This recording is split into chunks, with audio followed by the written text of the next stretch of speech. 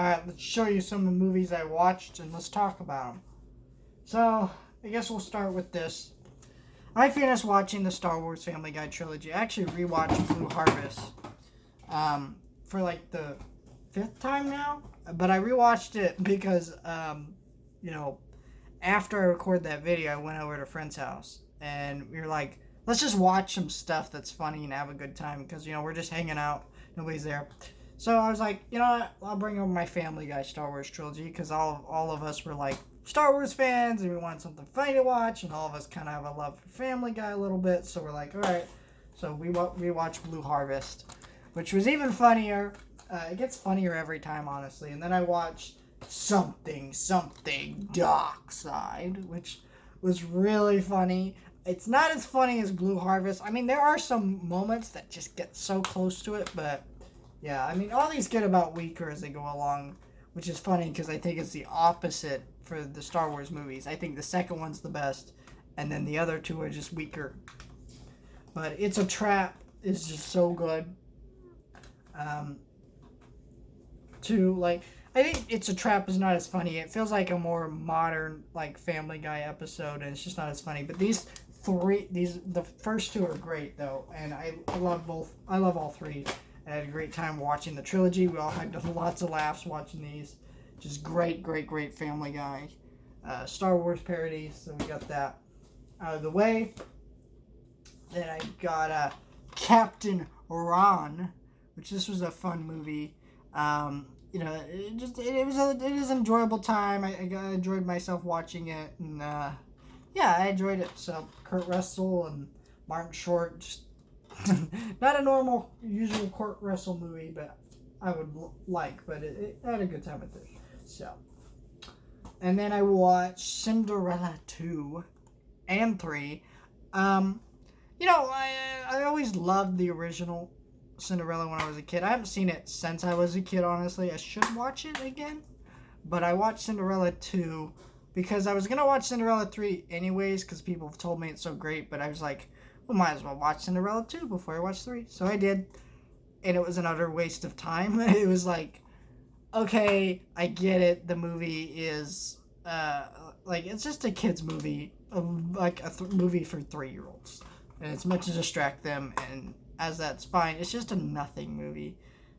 But Twist in Time was kind of an interesting one. I don't think it was as good as people were telling me it was, because people were like, it's so good. I'm like, yeah, it was okay. Like, it's better than most Disney sequels. Like, the idea of the basically in this movie, the fairy godmother loses her magic wand, so the stepmother and the stepdaughters, they steal the wand, and because they steal the wand, they go back in time, reverse all the happily ever after stuff, so it's not happily ever after anymore. Oh no. And yeah, I was like, ooh, okay, that's an interesting premise, and it was fun.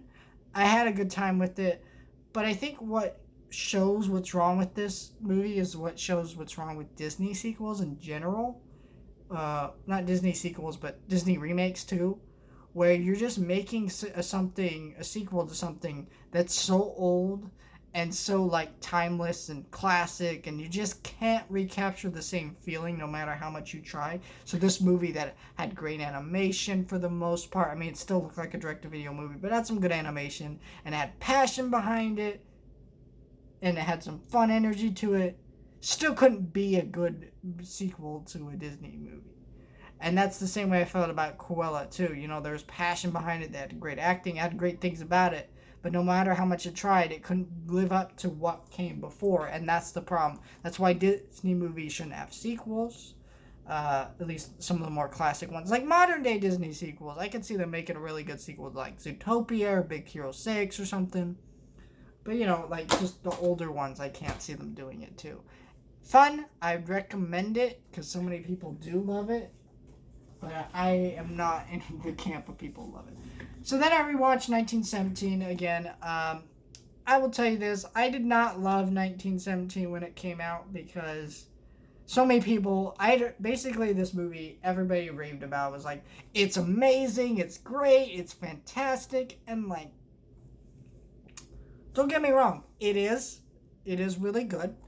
But it's not as good as people were saying because just it was just kind of a generic war movie with the gimmick, and the gimmick was really cool, but it wasn't the whole movie in a sense. Like, if y'all know what I'm talking about, 1917 was advertised as this movie that was filmed not as one shot, but to look like it was one shot, which a lot of that was fantastic. The stuff with that, and it created this great atmosphere and tension, but eventually the movie just, as it went along, it became less of that, and there was a hard cut to black in the middle of this movie. Like, this movie tried to advertise itself as a one-shot thing, but it cut to black in the middle of the movie. Like, this is not a one-shot movie. Clearly, it did not do a good job at emulating what a one-shot movie looks like. I think it's a fun movie. Well, maybe fun isn't the right word, right? We're dealing with a movie about World War One, which is what, the second most gruesome war in human history. So, but it was like, it was a war that was like gruesome, but I mean, like, it's a good movie. I'd recommend it. I'm not okay with. I'm not. Why am I saying not okay? I don't know what I'm saying. But the point is, the movie's good, but just not as good as everyone says it is. So it's not like I hate this movie. I bought it on 4K during Prime Day because it was $10, and I wanted to watch this movie again, and because I was hoping I would like it more, and I think I did. I did like it more. It's not that I hated it the first time. I just didn't like it as much as everyone else did. I had a good time with it, and yeah, I mean, I think everybody should watch 1917. If you haven't, it's one of those movies though. It was a really great theater experience the way it was put together, and I think when I watched it in the theater it was a lot better. But somehow I ended up liking it more at home. So I don't know. Point is, I watched all these movies. Here's my thoughts, and like, share, and subscribe. Do all that.